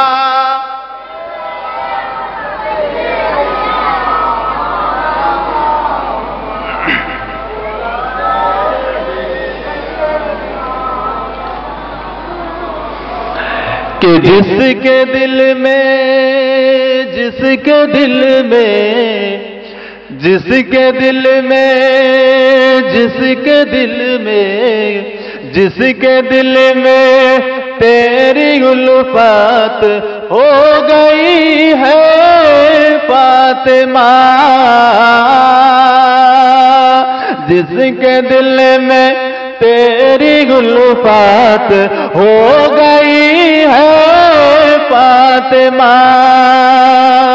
कि जिसके दिल में तेरी उल्फत हो गई है फातिमा, तो उस पे वाजिब उस पे वाजिब उस पे वाजिब बाग जन्नत हो गई है फातिमा। सुबहानाल्लाह बोलें ना। হযরতে ফাতেমা হুজুরের মোহাব্বত যার অন্তরে মনের মধ্যে বসে যেতে পেরেছে, কবি বলছে তার উপরে আল্লাহর দয়ার জান্নাতটা ওয়াজিব হয়ে গেছে। জোরে বলো। জোরে বলবেন না? কারণ কোন ফাতেমা? কোন ফাতেমা? যেই ফাতেমার শানে বলছে যে কে হবেন তিনি একটু চেনেন। আজকে নয়, শুধু দুনিয়া বলে নয়, কিয়ামতের ময়দানের চিত্র তুলে দিয়ে তিনি বলছেন কে আহলে মাহশর अहले महशर से कहेगा, अहले महशर से कहेगा कल खुदाए हशर में। ময়দানে মাহশারে কোটি কোটি মানুষ থাকবে, সমস্ত নবীর উম্মতেরা থাকবে, তাদেরকে আল্লাহ নসিহত করবে কি কে আহলে মাহশার সে কহেগা কল খুদা हशर में अपने नजरे को झुकाओ, अपने नजरे को झुकाओ, आ रहे हैं फातिमा। सुबहानाल्लाह बोले, जरे बोले। কোটি কোটি কোটি কোটি উম্মাত থাকবে। এই শোনেন, কোটি কোটি উম্মাত, শুনেছেন কিয়ামতের ময়দানে সবাইকে উলঙ্গ করে তোলা হবে, তাই তো? সবাইকে ওই অবস্থায় তোলা হবে, যে যার নাফসি নাফসি করবে। ওই কিয়ামতের ময়দানে সবাই দাঁড়িয়ে থাকবে, আর আমার আল্লাহ সবার প্রথমে সবাইকে বলবেন, এই হাসরওয়ালা, এই ময়দানে মাহাশারের মানুষেরা, সবাই মাথাটা নিচু করে নাও, সবাই মাথা নিচু করো। কেন? কেন? কিসের জন্য? কারণ আমার ফাতেমা এখনই এই রাস্তা দিয়ে যাবে। জোরে বলুন না, জোরে বলবেন না। হযরতে ফাতেমা রাদিয়াল্লাহু তাআলা আনহার জন্য হাসরের ময়দানে আল্লাহ স্পেশাল ব্যবস্থা করবেন। আমার ফাতেমা যাবে, এই হাসরের মানুষেরা মাথা নিচু করো, খবরদার কেউ মাথা উঠাবে না, তাহলে কিন্তু আমি আল্লাহ কড়া ব্যবস্থা নেব। কি মাকাম আল্লাহ দিয়েছেন! উঠেই সর্বপ্রথম আল্লাহ পাকের কাছে হিসাব নেবেন। আল্লাহ, আমি ফাতেমা, আমি দেখতে চাই এক হাতে বিষের পাত্র আর অপর হাতে রক্ত মাখা জামা। আল্লাহ পাক কি অপরাধ করেছিল আমার ইমাম হাসান, ও কি অপরাধ করেছিল আমার ইমাম হোসাইন? জবাব যতক্ষণ না নেব আমি ফাতেমা এখান থেকে যাব না, যাব না। আল্লাহ রাব্বুল আলামিন ওই সময়ে চিন্তা, হযরতে মুহাম্মদুর রাসূলুল্লাহ সাল্লাল্লাহু আলাইহি সাল্লামকে ডাক দিবেন, হাবিব, আপনার ফাতেমা এখন যে অবস্থার মধ্যে রয়েছে, এই অবস্থা থেকে পরিবর্তন করে আপনার ফাতেমাকে বলুন না জান্নাতে চলে যেতে। হযরতে ফাতেমা রাদিয়াল্লাহু তাআলা আনহার কাছে রাহমাতুল লিল আলামিন বিশ্বনবী এসে বলবেন, বেটি ফাতেমা, হযরতে ইমাম হাসান ও হোসাইনের জন্য তোমার মন কাঁদে। হযরতে ইমাম হাসান হোসাইন কি আমার কেউ নয়? আমার কেউ নয়? তোমার মন কাঁদে। আমি মুহাম্মাদুর রাসূলুল্লাহ, আমার কলিজাটা ফেটে গেছে যেই দিন হযরতে ইমাম হোসাইনকে কারবালায় ওইভাবে অত্যাচার করেছে। সহ্য করতে পারি না আমি পারি না যে হযরতে ইমাম হোসাইনের শরীরে একটু আঘাত লাগলে রাহমাতুল লিল আলামিন সহ্য করতে পারতেন না। সঙ্গে সঙ্গে হযরতে ফাতেমাকে গিয়ে বলতেন, ফাতেমা, আমার হাসান হোসাইন কেন কাঁদে গো? আব্বাজান, অন্য কিছু ব্যাপার নয়, অন্য কিছু ব্যাপার নয়, আজকে রাগের বশত ওর শরীরে একটুখানি আঘাত করেছি। আল্লাহ নবী বললেন, বেটি ফাতেমা, খবরদার, আমি তোমার আব্বা হয়ে তোমাকে বলছি, আমি মুহাম্মাদুর রাসূলুল্লাহ বলছি, জীবনে কোনোদিন হযরতে ইমাম হাসান ও হোসাইনের শরীরে আঘাত দেবে না, কারণ ওদের শরীরে আঘাত দিলে আমি মুহাম্মাদুর রাসূলুল্লাহ, আমাকে এসে আঘাতটা লেগে যায়।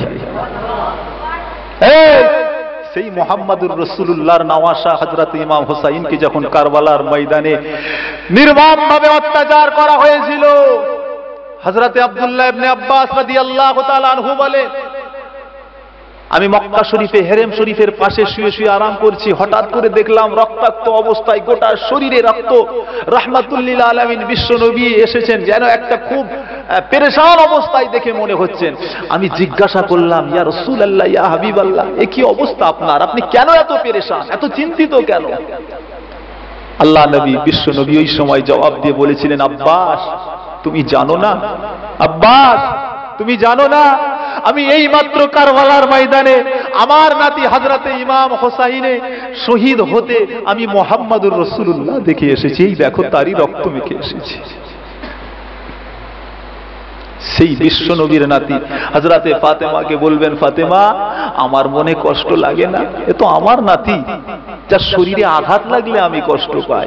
সুতরাং সেই ইমাম হোসাইন, তাদের বদলা আমি মুহাম্মাদুর রাসূলুল্লাহ না নিয়ে যাব না। এক কাজ করো, তুমি চলে যাও, আমি তোমার আব্বা ওয়াদা করছি আজকে তার বিচার নিয়ে যাব।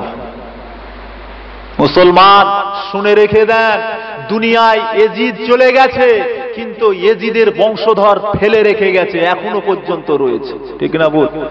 কত পরশুদিনে একটা জলসায় গিয়েছিলাম, জানেন?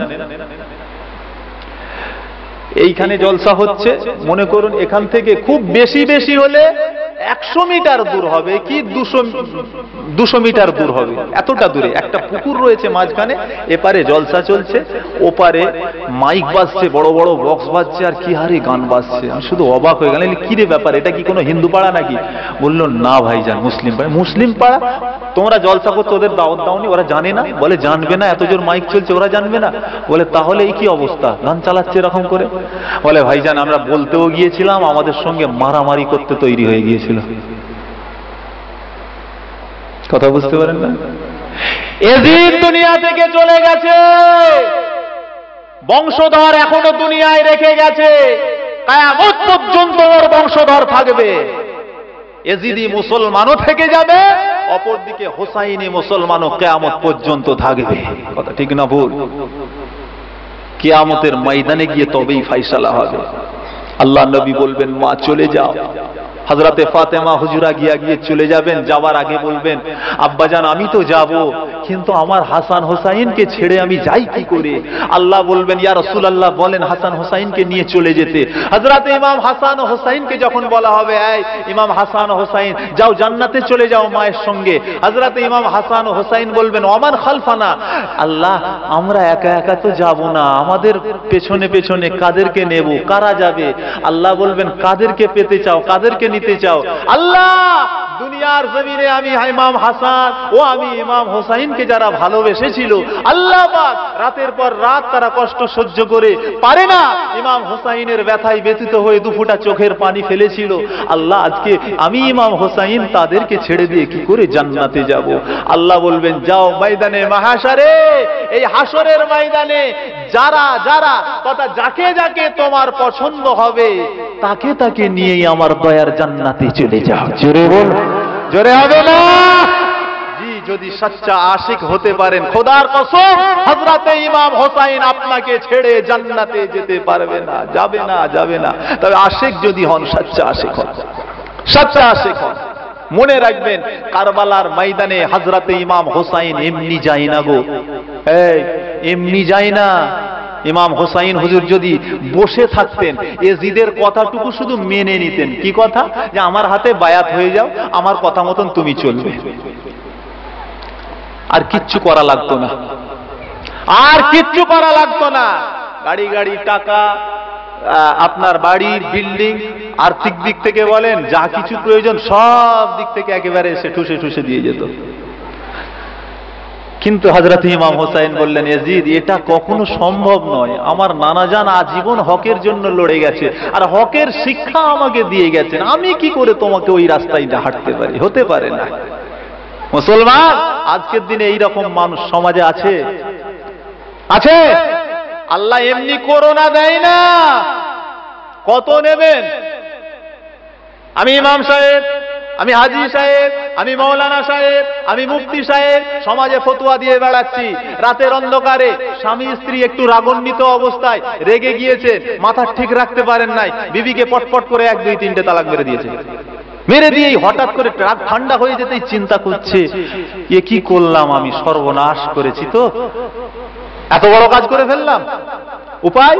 যাই একবার মুফতি সাহেবের কাছে, ছুটেছে মুফতি সাহেবের কাছে। মুফতি সাহেব হুজুর কি ব্যাপার, একটুখানি কিছু ব্যবস্থা করতেই হবে, বড় পেরেশান। কি পেরেশান বলো?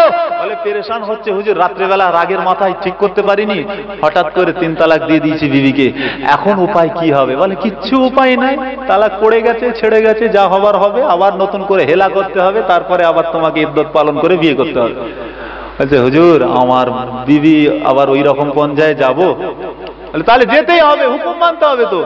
বলে হুজুর কোন রকম ভাবে কিছু করা যাবে না, পয়সা যা লাগবে আমি দেবো, আপনি চিন্তা করবেন না। বলে খরচা করতে পারবে? বলে হ্যাঁ চিন্তা করবেন না, আমি আছি তো, আপনি পয়সার চিন্তা করবেন না, যা লাগবে আমি দেবো, তবে কিছু ব্যবস্থা একটা করেন। বলে ঠিক আছে কালকে চলে এসো।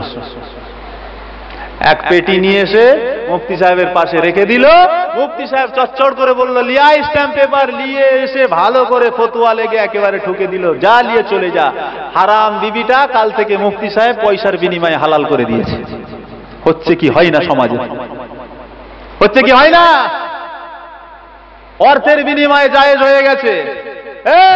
যদি এই কথাই যদি শেষ কথা হতো, ইমাম হোসাইন যেত না কারবালার ময়দানে, যেত না।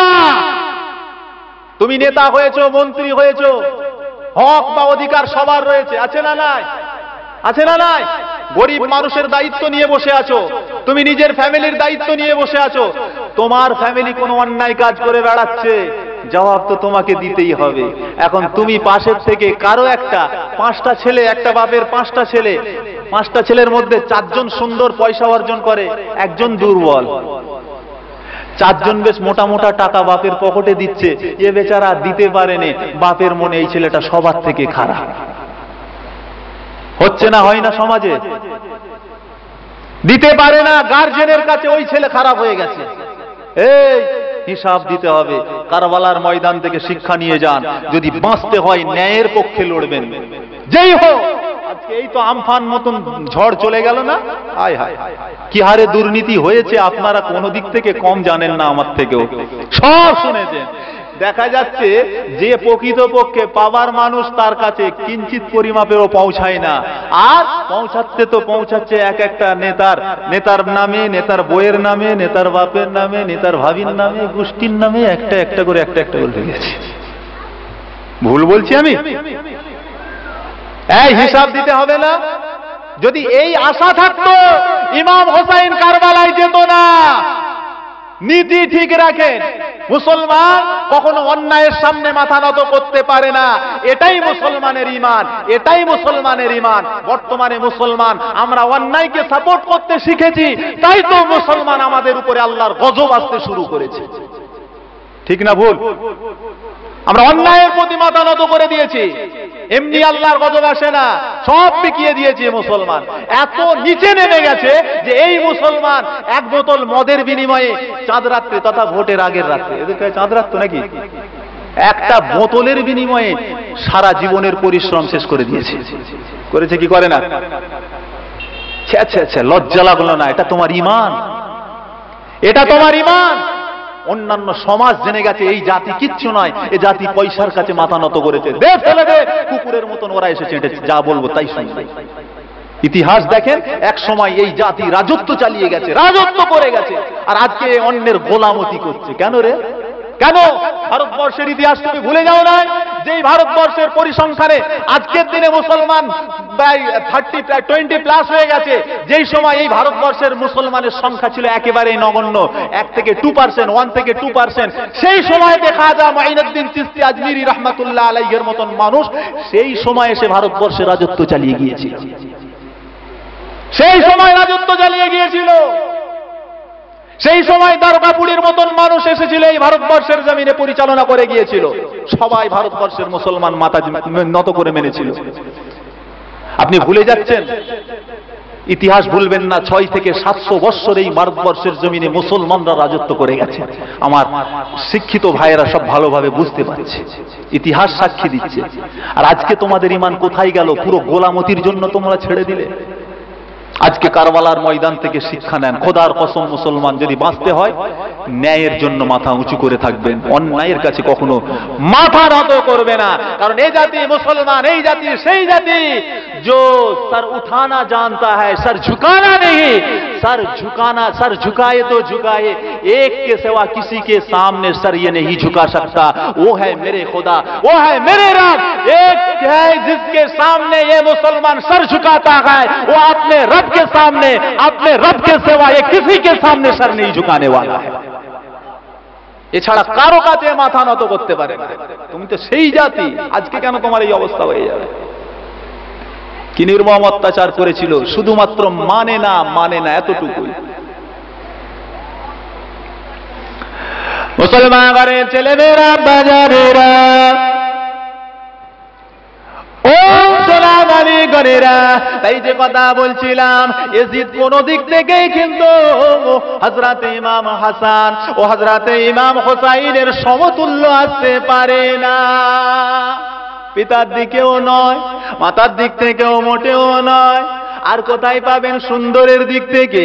সব থেকে পৃথিবীতে সুন্দর ছিলেন আম্মাজান হযরতে আয়েশা সিদ্দিকা রাদিয়াল্লাহু তাআলা আনহা বলেন, পৃথিবীর জমিনে আমি বহু সুন্দর মানুষকে দেখেছি, তবে শুনে রেখে দাও, আমার নবী দিন দুনিয়ার বাদশা যদি কঠিন অন্ধকারে আমি আয়েশা আমার বাড়িতে যদি আসতো, আমি আয়েশা আমার হাবিবুল্লাহ নুরানি চেহারার বদৌলতে পড়ে থাকা একটা ছুঁচের ভেতরে সুতা লাগিয়ে দিতাম।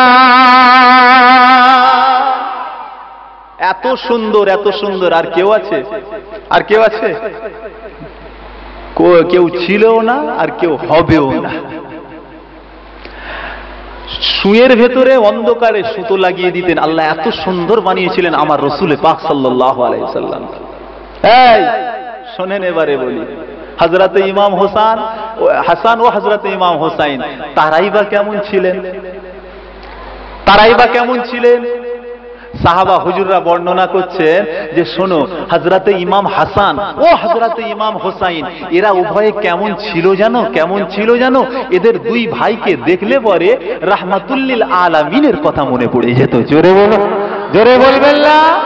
কারণ কেতাবের মধ্যে পাওয়া যায় হযরতে ইমাম হাসান তিনি ছিলেন পা থেকে নিয়ে কোমর পর্যন্ত হুবহুব আমার রাসূলুল্লাহর মতন, আর ইমাম হোসাইন তিনি ছিলেন কোমর থেকে নিয়ে উপর দিকটা মাথা পর্যন্ত হুবহুব আমার রাসূলুল্লাহর মতন। জোরে বলুন না, জোরে বলবেন না?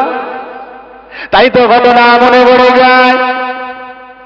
ও সোনামানি গণেরা, হযরতে বেলাল আল্লাহ নবীর ইন্তেকালে পরে যখন চলে গিয়েছিলেন, হযরতে বেলাল পুনরায় যখন মদিনা শরীফে ফিরে এসেছিলেন, বাবা ঘটনা আপনারা শুনেছেন। হযরতে বেলাল যখন ফিরে এসেছেন, সাহাবা হুজুররা সকলে হযরতে বেলালকে বলা বলি করতে লেগেছেন, ও ভাই বেলাল, আল্লাহ নবীর ইন্তেকাল হয়ে যাবার পর থেকে নিয়ে এত দূর হয়ে গেল মসজিদুন নববীতে, বাবা বেলাল তোমার আযান শুনতে পাই না। ও বাবা বেলাল, আজকে আমরা একটুখানি অনুরোধ করি, বেলাল একটু মসজিদুন নববীতে আযান খানা শুরু করে দাও।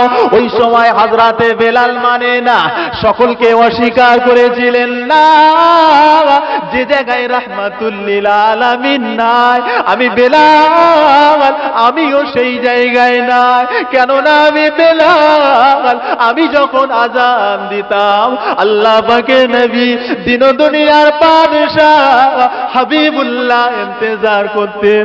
আমি বেলাল আমার রাসূল পাককে দেখে দেখে আমি বেলাল আমার মনের তামান্না গুলি উজাড় করে দিতাম। আমি বেলাল আমার হাবিবুল্লাহকে দেখে দেখে আমি বেলাল আযান দিতাম। ও আমার নবী পাকের সাহাবারা, যে জায়গায় আমার রাসূলুল্লাহ নাই, যে জায়গায় আমার হাবিবুল্লাহ নাই, আমি বেলাল আযান দিতে পারবো না। এমন অবস্থায় লক্ষ্য করে দেখা যায় হযরতে ইমাম হাসান ও হযরতে ইমাম হোসাইন দুই ভাই ছুটে ছুটে ছুটে ছুটে ছুটে ছুটে আসতে লেগেছেন।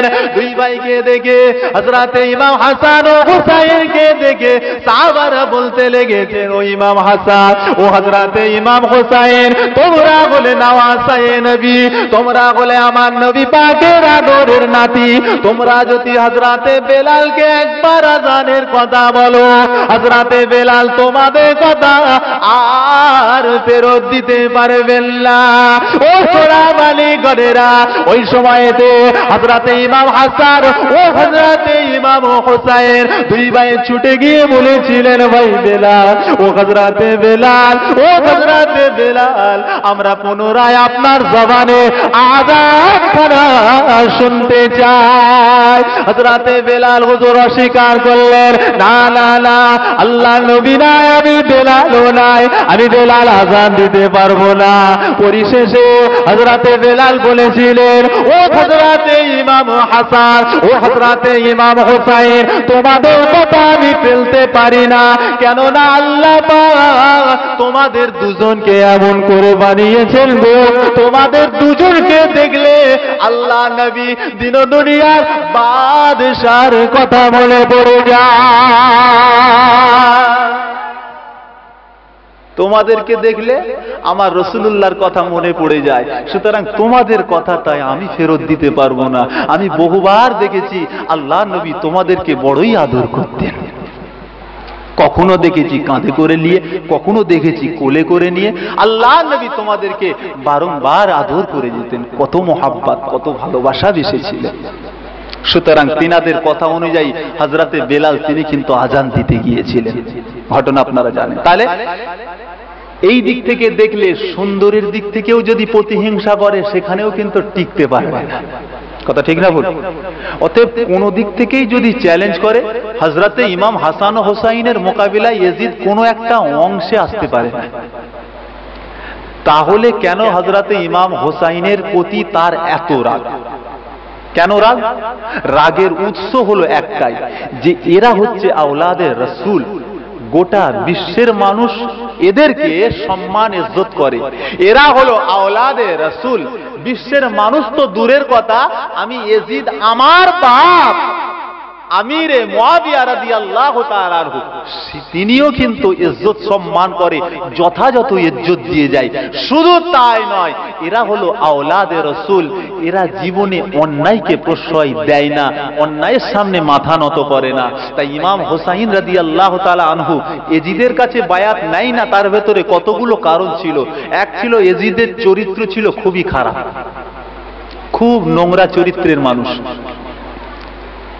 এক নম্বর, দুষ্টু চরিত্রের ছিলে ইয়াজিদ, মদখোর মাতাল ছিল, মাতাল।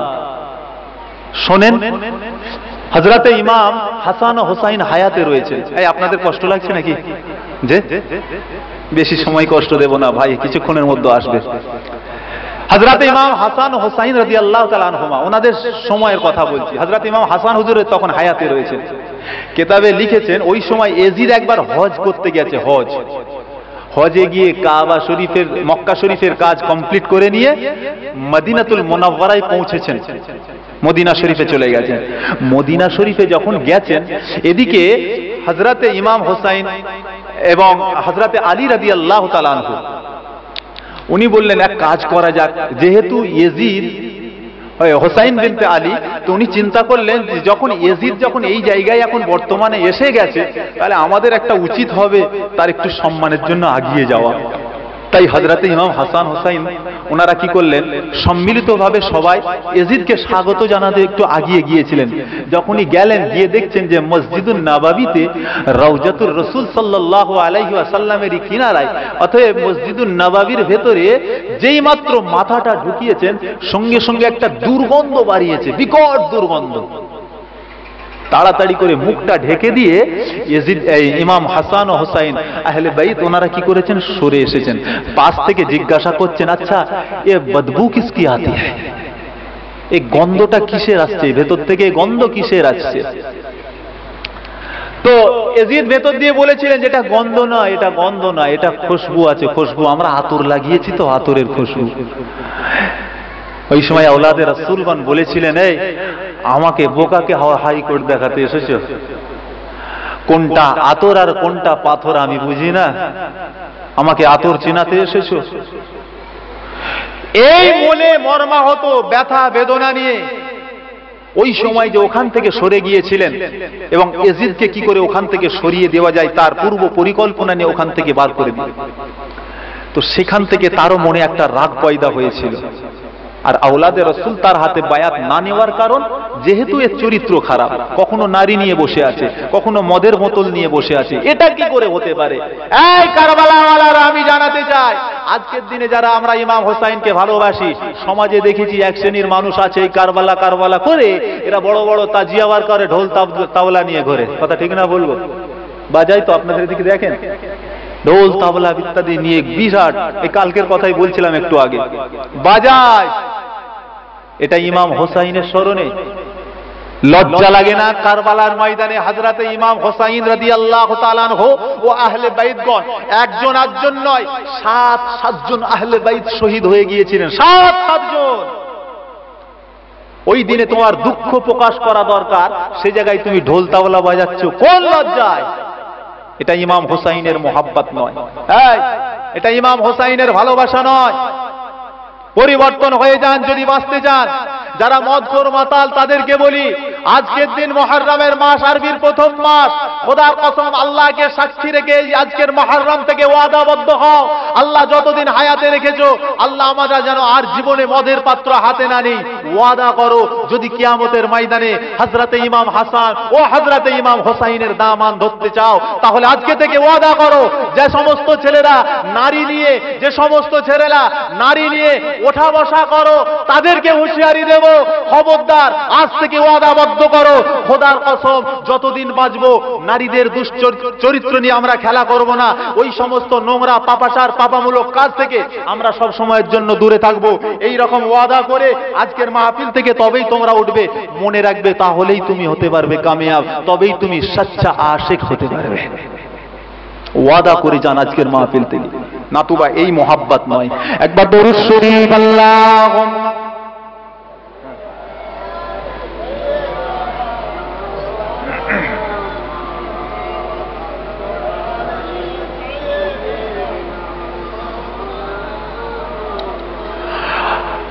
আল্লাহুম্মা সাল্লি আলা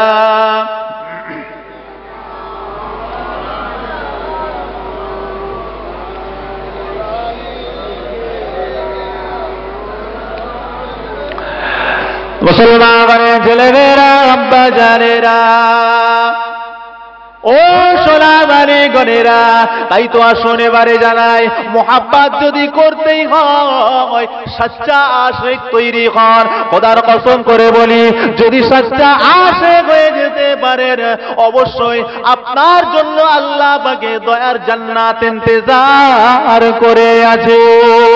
ও মুসলমান ভাইয়েরা, হযরতে ইমাম হোসাইন রাদিয়াল্লাহু তাআলা আনহু হুজুর আমার কারবালার ময়দানে গিয়েছিলেন। হুজুর আমার যখন কারবালার ময়দানে পৌঁছেছিলেন, ওই জায়গায় গিয়ে একজন নয় গো, 7 জন সব পরিবার মিলে সকলে যখন শহীদ হয়েছিলেন, একমাত্র হযরতে যাইনুল আবেদিন তিনি কেবলমাত্র বেঁচে ছিলেন। বাকি 7 জনা ইন্তেকাল করেছিলেন আল্লাহর রাস্তায় নিজের জীবনটাকে উৎসর্গ করে, শহীদানে মর্যাদা লাভ করে নিয়েছিলেন। ও মুসলমান ভাইয়েরা, তাই তো জানাতে এসেছি আপনাদের কাছে, ওই কারবালার ময়দানে হযরতে ইমাম হোসাইন ও আহলে বাইতগণ যেতেন না গো, যদি এজিদের কথা শুনে নিতেন, বাড়িতে বসে আরামের সঙ্গে জীবন কাটাতে পারতেন। সেদিকে কর্ণপাত করলেন না। না, আমরা জীবনে অন্যায়ের কাছে মাথা নত করব না, জীবনে অন্যায়ের কাছে মাথা নত করব না। ন্যায়ের জন্য সারাটা জিন্দেগি আমার নানা চেষ্টা চালিয়ে গিয়েছেন।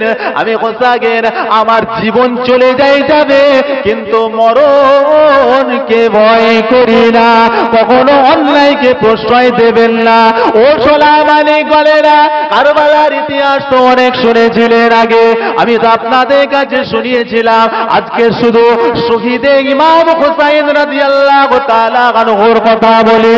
কারবালার ময়দানে হযরতে ইমাম হোসাইন রাদিয়াল্লাহু তাআলা আনহু হুজুর আমার যখন গিয়ে পৌঁছে গিয়েছিলেন, হযরতে ইমাম হোসাইন হুজুর আমার যখন কারবালার ময়দানে গিয়ে পৌঁছেছিলেন, ওই সময়তে গিয়ে সর্বপ্রথম কারবালার ময়দান থেকে একটু মাটি নিয়ে নিজে খুশবুটাকে নাকে তুলে শুকে নিয়েছিলেন। দেখি তো লক্ষ্য করে, আজ কিছুদিন পূর্বে নানাজান জনাবে মুহাম্মদুর রাসূলুল্লাহ সাল্লাল্লাহু আলাইহি ওয়াসাল্লাম ভবিষ্যৎবাণী করেছিলেন, আমি ইমাম হোসাইন আমার মরণটা সেই জায়গায় হবে যেই জায়গার জমিন থেকে আমি একটা শহীদানের খুশবু পেয়ে যাব। হযরত ইমাম হোসাইন হুজুর আমার ওই জায়গা থেকে মাটিটাকে তুলে নিজে নাকে দিয়ে শুকেছিলেন।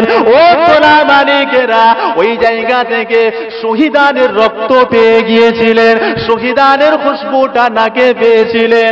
পাশে একজনকে জিজ্ঞাসা করেছিলেন, ও ভাই এদিকে আসেন। আমার নানা জান বলেছিলেন, বাবা হোসাইন, ও বাবা হোসাইন, ভাই যেই জায়গায় তোমাকে শহীদ করা হবে ওই জায়গাটার নাম হবে কারবালা, ওই জায়গাটার নাম হবে কারবালা। পাশেই একটা নদী হবে, ওই নদীটার নাম হবে ফোরাত নদী। ও ভাইজানেরা, হযরত ইমাম হোসাইন হুজুর আমার একজনকে ডেকে বলেছিলেন, ভাই এই জায়গাটার নাম কি? বলেছিলেন, হুজুর এই জায়গাটার নাম হলো কারবালা। ভাই আশেপাশে কোনো নদী আছে কিনা? বলে জি হ্যাঁ, একটুখানি আগিয়েই নদী আছে, ওই নদীটার নাম হলো ফোরাত নদী। ও ভাইজানেরা, যেই মাত্র কথাখানা শুনে নিয়েছেন সৈয়দ কুলের শিরোমণি সৈয়দেনা হযরত ইমাম হোসাইন হুজুর আমার ওই সময় সকল সঙ্গী সাথীদেরকে বলেছিলেন, ও আমার 72 সঙ্গী সাথীরা যতজন আছো সকলে আর পালানোর রাস্তা নাই। আমার নানা জান যে ভবিষ্যৎবাণী করেছিলেন আজকে অক্ষরে অক্ষরে মিলে গেছে। এসো আজকে এই জায়গায় আমরা তাবু তৈরি করি। ওই জায়গায় তাবু গাড়া হয়ে গেল, আর পালানোর কোনো রাস্তা নাই। আমাদেরকে এই জায়গাতে থাকতে হবে, এখানে যুদ্ধ হবে, এখানে আমাদেরকে শহীদ করে দেওয়া হবে, এখানে আমাদেরকে আল্লাহর রাস্তায় জীবনটাকে উৎসর্গ করে দিতে হবে। ও সোনা মালিক গলেরা শুনে রেখে দেন। কিছুক্ষণের মধ্যে লক্ষ্য করে দেখতে পেলেন কিছু দূর থেকে এজিদের সৈন্যরা হযরত ইমাম হোসাইন রাদিয়াল্লাহু তাআলা আনহু হুজুরের তাঁবুটাকে ঘিরে ফেলেছেন। হযরত ইমাম হোসাইন ইশারা করে বলেছিলেন, কে তোমরা? আমরা গোলাম এজিদের সৈন্য, আমরা গোলাম এজিদের সৈন্য। ও হযরত ইমাম হোসাইন, তুমি তো এই জায়গায় আসো না, তোমাকে আনা হয়েছে। তুমি এই জায়গায় আসো না, তোমাকে আনা হয়েছে। আমরা তোমাকে নিয়ে এসেছি, এটাই ছিল আমাদের প্ল্যান। ও সোনা মানিকগণেরা, আল্লাহ নবীর নওয়াসা হযরত ইমাম হোসাইন বলেছিলেন, ওরে হতভাগার দল, ওরে বেঈমানের দল, শুনে রেখে দে, আমি গোলাম বিশ্ব নবীর নাতি, আমি গোলাম হযরত আলীর কলিজার টুকরা ইমাম হোসাইন। তোর কথাকে আমি মানি না, তুই কখনো আমাকে আনতে পারিস না। এই জায়গা পর্যন্ত আমাকে যিনি এনেছেন তিনি হলেন আমার আল্লাহ। তাকবীর।